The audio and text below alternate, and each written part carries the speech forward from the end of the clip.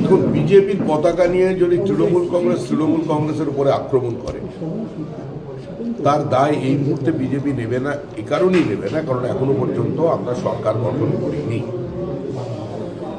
আমি 6 মাস আগে থেকে আপনাদের প্রত্যেককে বলেছিলাম যে পশ্চিমবঙ্গ থেকে তৃণমূল চলে গেছে, তৃণমূল চলে যাচ্ছে, তৃণমূল চলে যাবে, এবং তৃণমূল চলে যাবার পর যে ব্রিদিং টাইমটা থাকে নতুন সরকারে, সেখানে রাজ্যপালকে এবং নির্বাচন কমিশনকে দায়িত্ব নিতে হবে তৃণমূলকে তৃণমূলের হাত থেকে বাঁচানোর জন্য।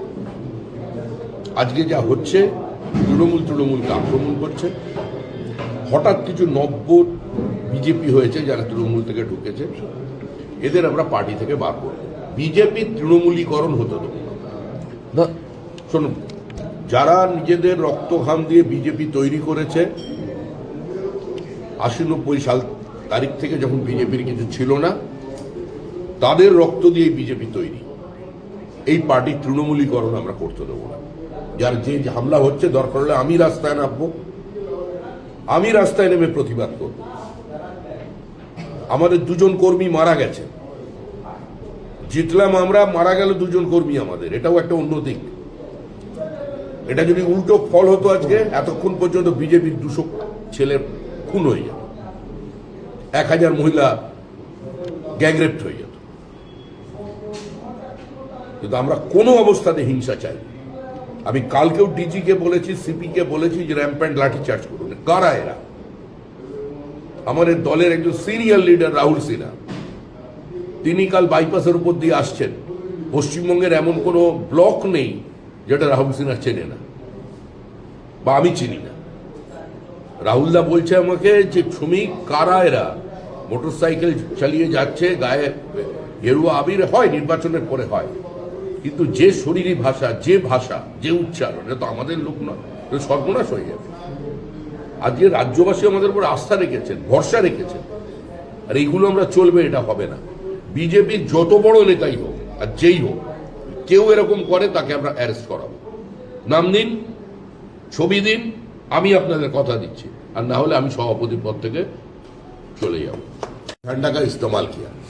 तृणमूल कांग्रेस का अंदरूनी लड़ाई, उसका पार्टी का इंटरनल केमिस्ट्री, जिसको पूरा नहीं मिला, कम मिला, उसको ज्यादा मिला, उसको मार रहे हैं। बहुत सारे जगह में तृणमूल कांग्रेस का लोग बीजेपी का झंडा लेकर के ऑटो टोटो यूनियन को बोल रहा है आज का बाद से हम ही नेता है बीजेपी का।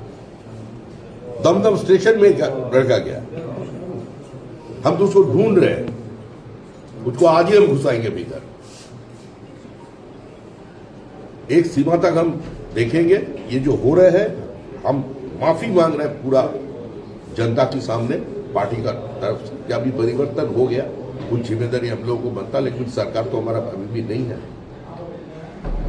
हम लोग पुलिस अधिकारी को बोला है, सीएस को बोला है, सभी को हम लोग बोल रहे हैं कि ऐसा बंद करना चाहिए। दादा, बीजेपी डीजे बंद करना चाहिए, ये चलेगा नहीं, हम लोग चलने नहीं देंगे। 2 हमारा कार्यकर्ता मारेंगे, पोस्टपोल वायलेंस बंद होगा।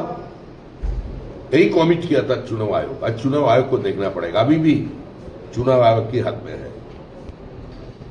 उतारिए मैदान में, जो कुछ करना है करिए, लेकिन ये बंद होना चाहिए। पश्चिम बंगाल से ये post poll, pre poll, during poll, जो वायलेंस है, इसको खत्म कर देना चाहिए। समीक्षा, आपने पहले ही कहा था कि